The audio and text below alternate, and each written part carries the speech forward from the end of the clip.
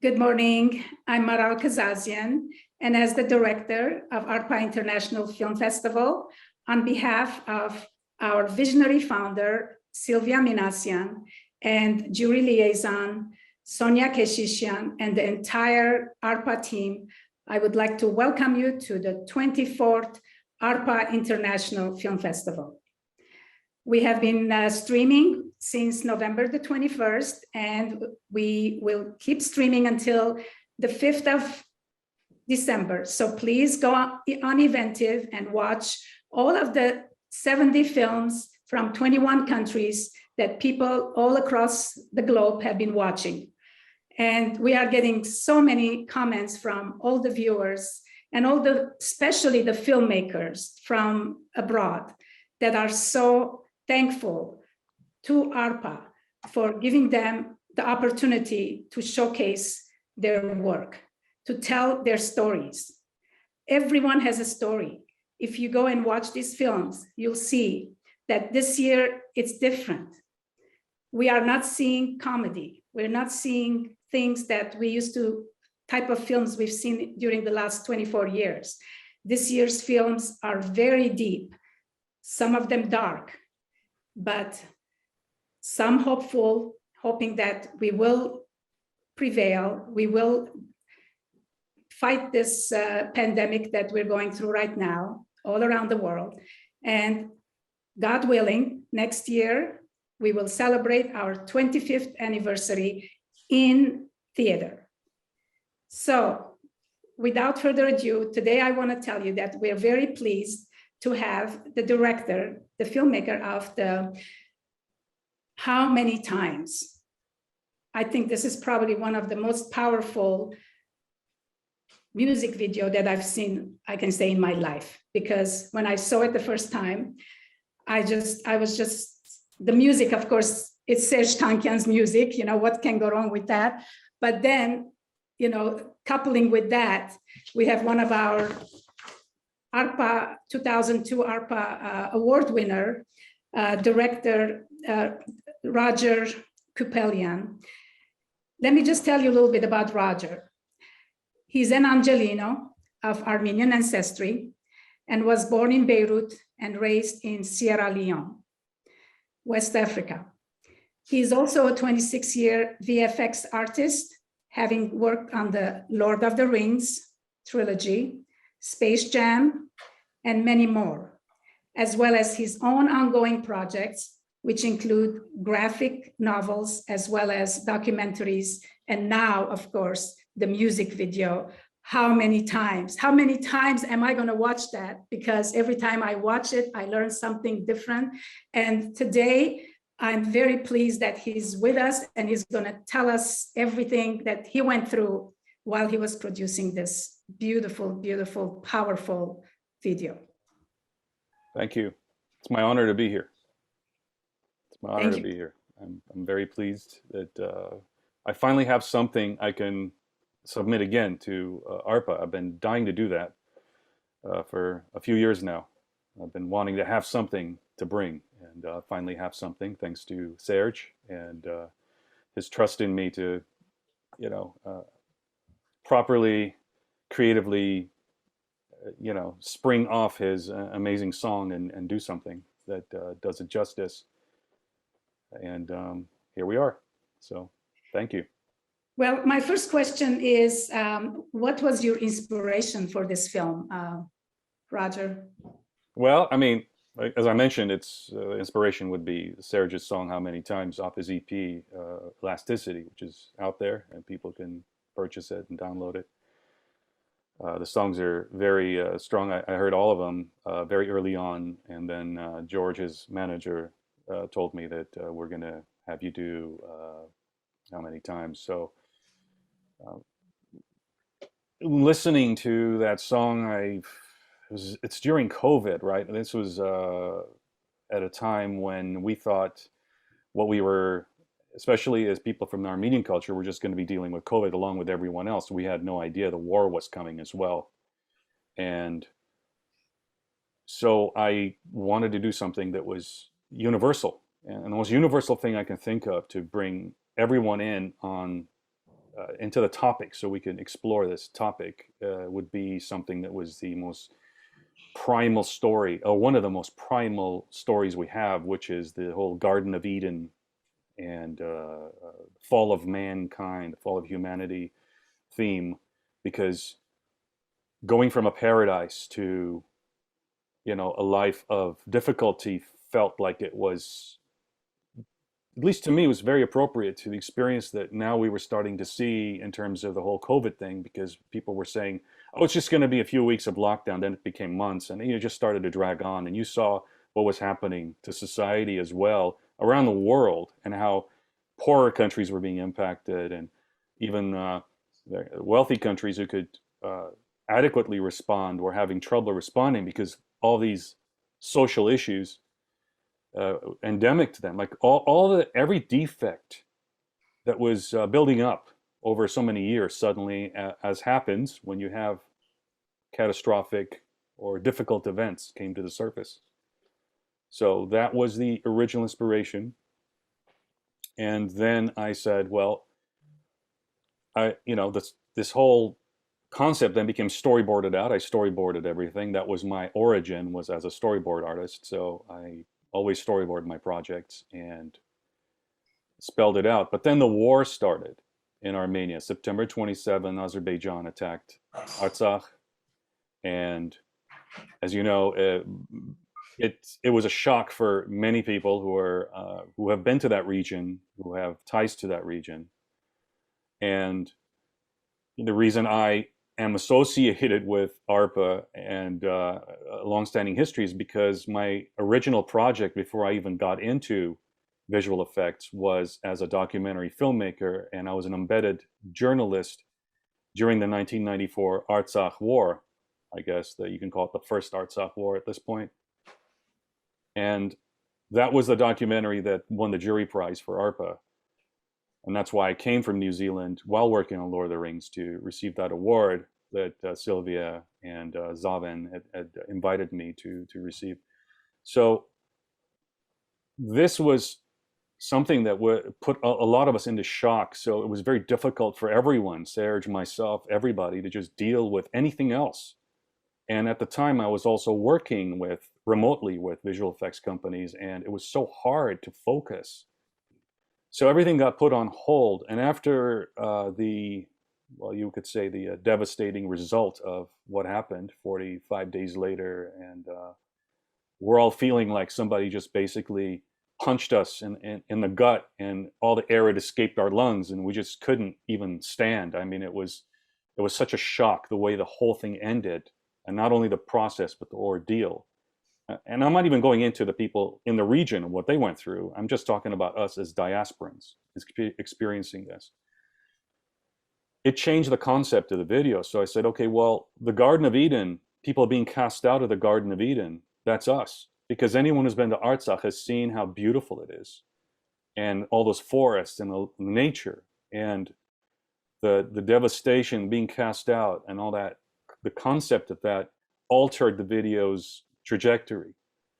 And from that point on, once we restarted the process, I said, okay, well, I want to change a little bit of what the meaning behind it is. And I also decided to put in symbols that were very deep and layered, because I'm a big fan of layering in film and art.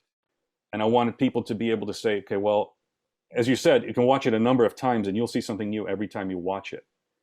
And this is all a discourse on not only the human condition during COVID, but also on what happened with us during the Artsakh War and how we felt about it, and the overall concept of the military industrial complex, and how it just basically becomes this meat grinder. And this time it chose Armenia and Artsakh. Yeah, it's beautiful, beautifully said. One of the things that we were talking about before we came online, Roger included some of his family members into this. This is something that's going to go into history. This music video is not just a music video. This is something that talks about our history, talks about what we're going through right now. And tell us a little bit about some of the involvement of your family members in this project. Yeah, thank you. We're a very creative family. I have two wonderful daughters, and my wife is a designer, and this is how we met. She was doing costume designs on my project. And the joke goes that she didn't read the fine print in the contract, that she had to marry the director. And she said she did it for job security. That's our running joke. But our daughters are very creative. The youngest, Sophia, is visually impaired due to a medical condition. This is something we've been dealing with for a long time. And when she saw how stressed out I was to produce this music video, because we obviously had limited time and limited budget, and that's just how productions go. You get very stressed. That's where the creativity comes from, you know. And she saw that. She volunteered. She said, "Dad, I want to help you because you're too stressed out. I want to help you out here." So the child that you see marching around with a mask and removing, and I don't want to ruin the video for people who haven't seen it yet in terms of the payoff, that's Sophia.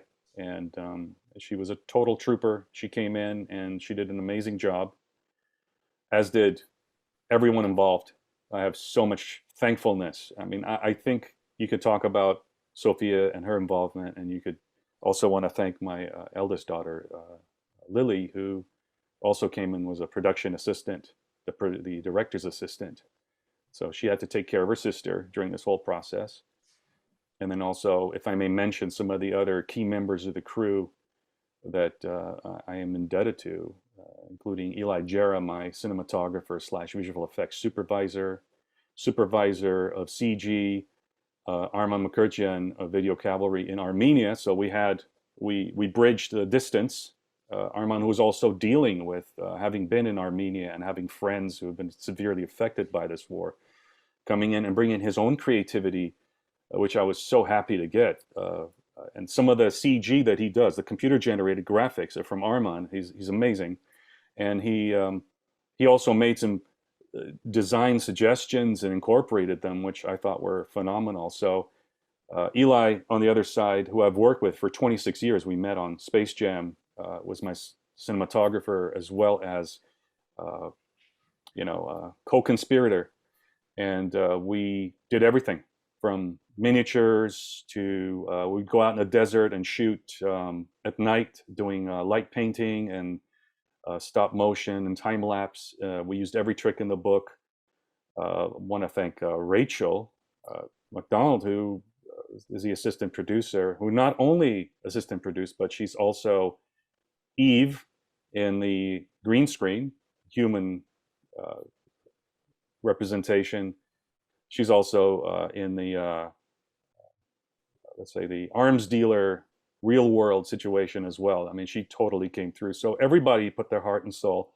And also, one more thank you goes to Sean and Chris Minassian because of all the special lighting they did. They were tremendous, letting us do the green screen stage as well. So when Sophie came along and was involved, she was on the green screen stage. That we did some green screen with actors. We did miniatures, so the same actors appeared as miniatures, and the same actors appeared again as CG characters. So they hit all three worlds, and this is a flashback, if I may use that word, to the reason why a lot of us got into film in watching the films of the 70s and 80s, where they used a variety of different techniques, not just computer graphics, to achieve a look. And so we used miniatures, we used special effects, we used visual effects, and we used actors. And we went out in the desert and did some desert photography as well. I know it's kind of a rambling answer, but I just had to talk about the family. And the family to me was my immediate family and also my creative family. So thank you. Absolutely. I think you used everyone to, what they do, what they have a passion for, what, having the children helping daddy. I think that was really, really sweet. I see that sometimes in my grandkids, and I think that's very nice. And plus they got to learn history. One day they're going to look back and they're going to look at those, and you're teaching them the story of our ancestors. I see some of the props that you have behind you there on the thing. Can you tell us a little bit about how you use the, of course, the pomegranate represents life in our culture, in the Armenian culture, and tell us a little bit about that whole. You used it very nicely. Tell us a little bit about that. Well, I mean, it's one of the fabled supposed fruit, the fruit of the tree of knowledge. Some have speculated, at least in some stories, it is a pomegranate. In others, it's another fruit. The whole apple thing came about much later. So, and again, you can thank artists for that, because we do a painting or something and suddenly that's what everybody thinks it is. But I thought, well, this is an ageless symbol. Pomegranate also not only appears in Armenian culture, it is also in the New Testament. And Jesus eats a pomegranate during one of the interactions. It does represent life. It's a crazy fruit, multifaceted once you open it. And when you see it dried up and eaten, the way it hangs there, it has a certain dark beauty to it, even when it's been destroyed somehow, half-eaten or crushed. It's just this analogy to everything that I'm feeling at the moment, watching what's happening to the world, and watching what's happening to our hopes, and watching what's happening to Armenia itself. It's tragic, but there's always that line of hope, because you need to have that in order to survive. You can't just go full dark. What's the point of doing that? That's giving up. So that's one of the symbols. There's other symbols that when people watch it, they'll be able to pick out. And I wasted no time in creating some of these creatures to represent some of the players of the recent events, who are still currently playing, by the way. And I think that we need to call them out and do it courageously. Yes. So, yes. And in a way, they're toys too. So when people watch this, they say, okay, well, I mean, on a side note, apart from the dark meaning behind it, a lot of us grew up, my generation anyway, we grew up watching movies where they had props, they had puppets, they had mannequins, they used little mechanized creatures and so on. And I wanted to go back to that and give people a little bit of a nostalgia, because in a way that's also the hope, to go back to why we fell in love with movies, because there was a magic to it, and people didn't have technology, so they had to solve problems using whatever creativity they had on hand. Yeah.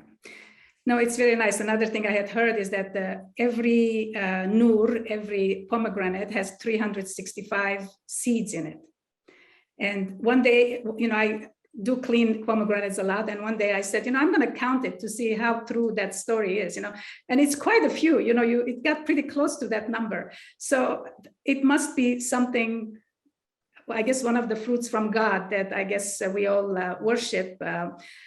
So anyways, it's very well done, the way in the beginning and at the end, how you bring in the life.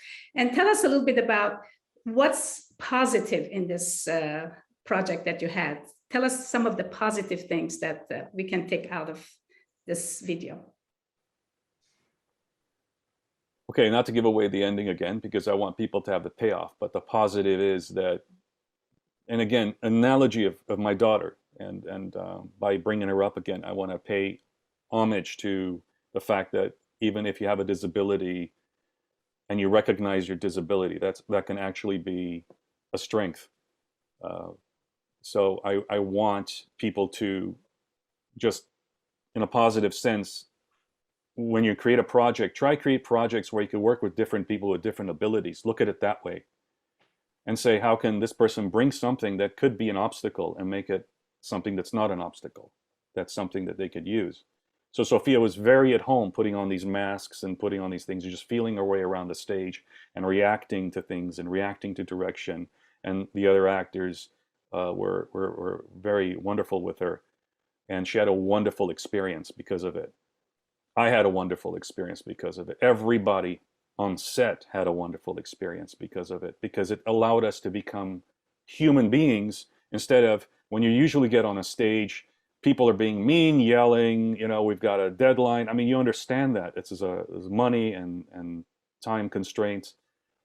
But even with all that, when somebody comes forward and allows you to exhibit a bit more humanity, even on a movie set, that's crucial. And it's a great experience for you as a human being, for your soul, in addition to connecting with somebody and going outside yourself. This is something that I think is probably the positive side of this adventure is, how do we go outside ourselves? How do we do it in a creative medium? How do we design projects where we can work with different kinds of people that we never thought of working with before?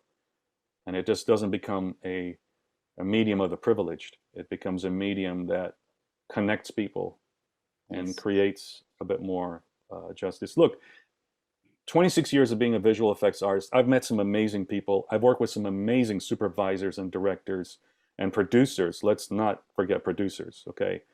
Crucial. But I've also worked with some serious monsters, okay? And humanity is valuable. The way we deal with each other is really, really important. People are forgetting that.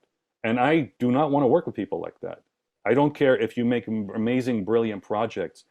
500 years from now, 1,000 years from now, 50 years from now, I don't know who's going to remember that person. But you know what they're going to remember is how that person treated people around them. Those people are going to remember that person.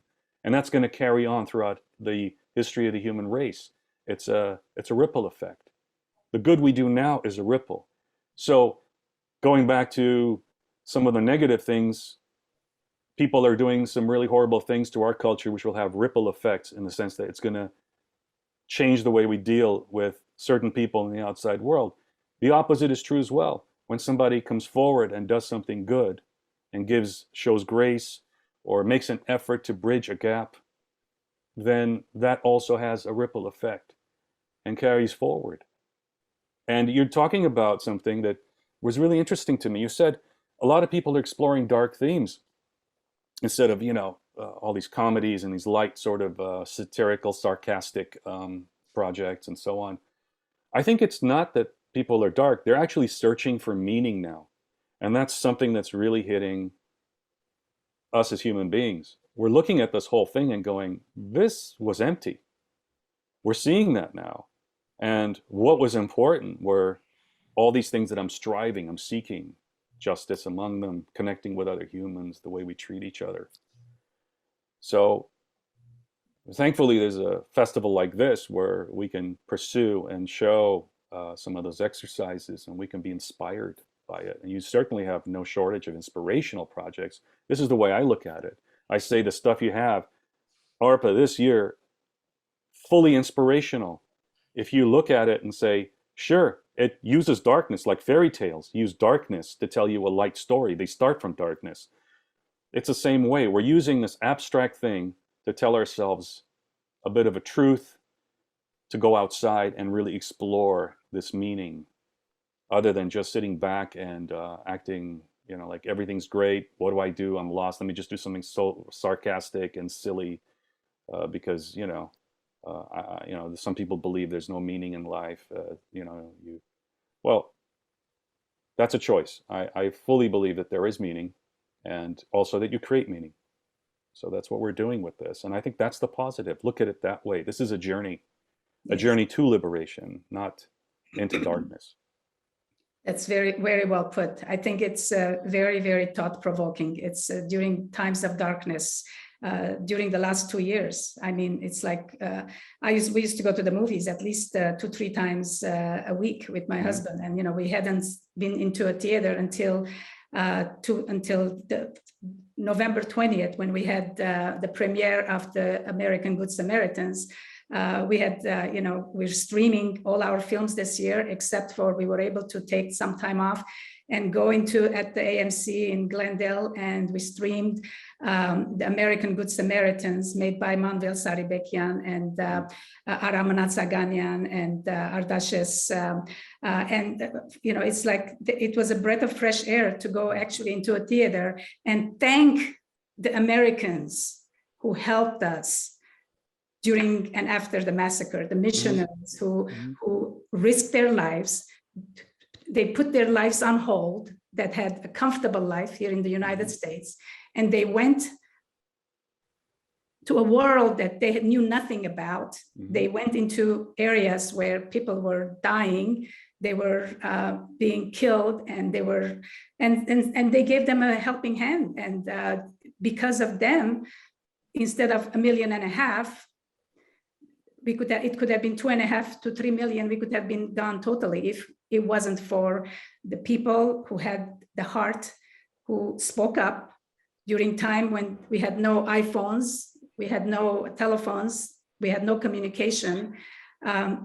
It was due to their good heart that you know, we were able to survive. And you know, some people have you know, I've been reading a lot of articles the last few days, and it's a little depressing. I'm getting depressed, but then I look back and I say, you know what? We are here. And as our poets always said, we are here and we're going to stay here. We are going to survive. Truth is going to prevail. People are going to understand that we are good-hearted people. We do good things wherever we go, whether you're born in Africa or whether you're born in Syria, where I was born, or my mom who was born in France. You know, all these people, wherever they are, Armenians, they try to make the best of what we can. And, you know, it's like, I was trying to compare some of the films that, you know, were made in Armenia about Artsakh, the indigenous people of Artsakh who have the desire to live. That's the name of the film. And then comparing it to Eddie, you know, Master Eddie. You know, it's Master Eddie is this man similar to what my father went through when we first came to this country. And he's trying to make a living, you know, repairing shoes.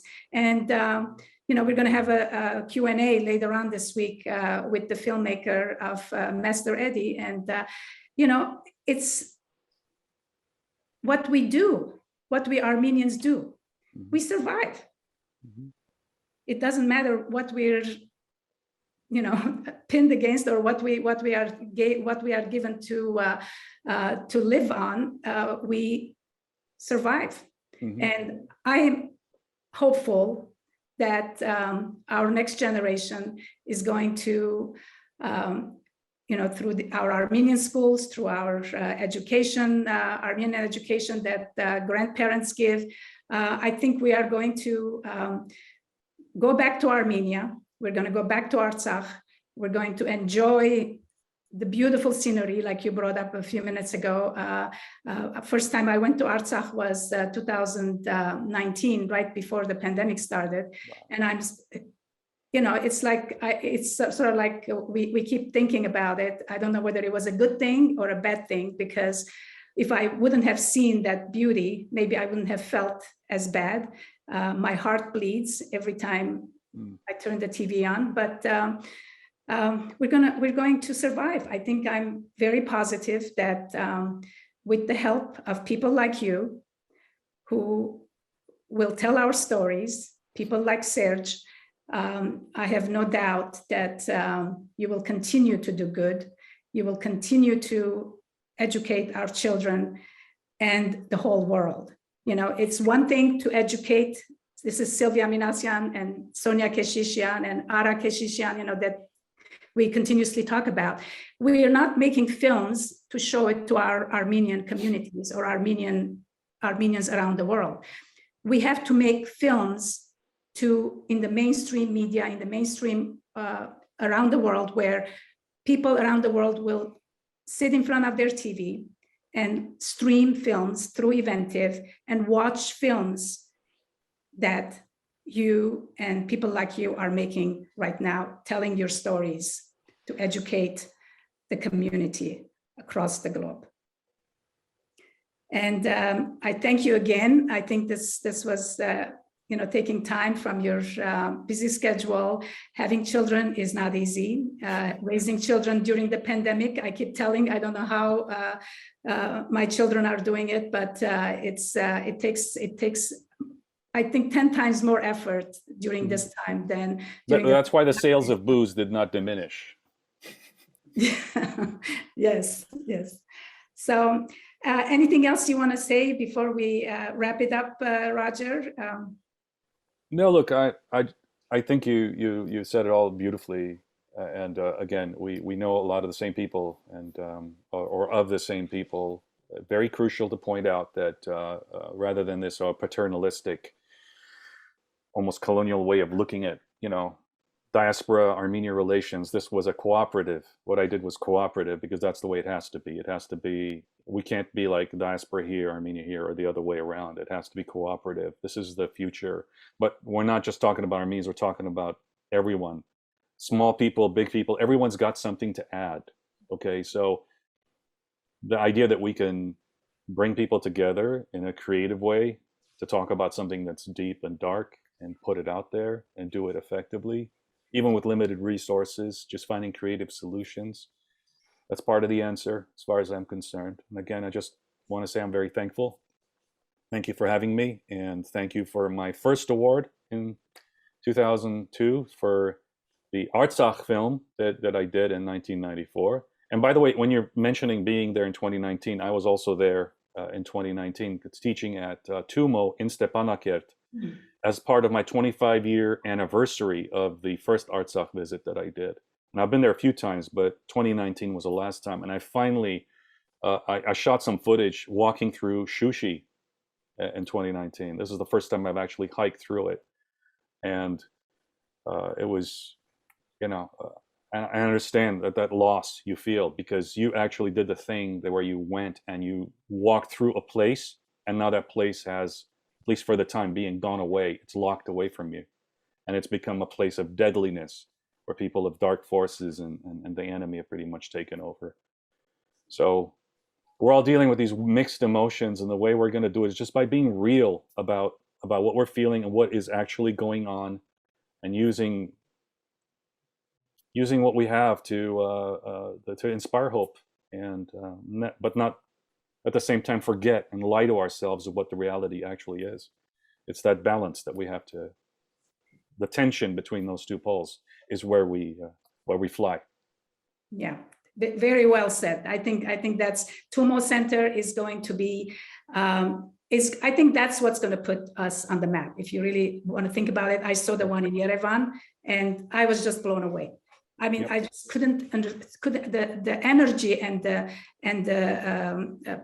passion of the people who work there and who teach, and the ones that are going to school there, the children. You look at that and you say, I don't think I've seen anything like that other than at the Tumo Center. Sure. And I think that's what's going to be one of the things that it's going to make us proud. And they're exporting it. It's a franchise. It's going worldwide. So absolutely. Yeah. It's one of many beautiful things that come out of darkness. Yeah. So those of you who haven't seen the video yet, please go on Eventive or go on YouTube. It's everywhere now. Go see this video. I think it's soothing. I'm not going to call it dark anymore. I think to me it's very soothing. So thank you again for all your effort. This was an amazing conversation with you, and I learned so much that I didn't know. Now I'm going to go watch it again one more time. Okay. Thank you. Awesome. Bye-bye. Bye-bye. Take care.